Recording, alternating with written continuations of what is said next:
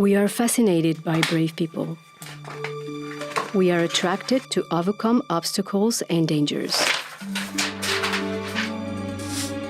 We love adventure and heroism because we are created to transcend ourselves and push our boundaries. Courage is not just about spectacular action-style fearlessness. The bolder may be the one who will help someone in need, even if it doesn't shoot any film camera.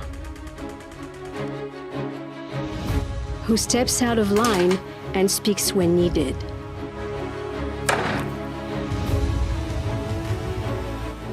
Who prays aloud, even if others feel embarrassed.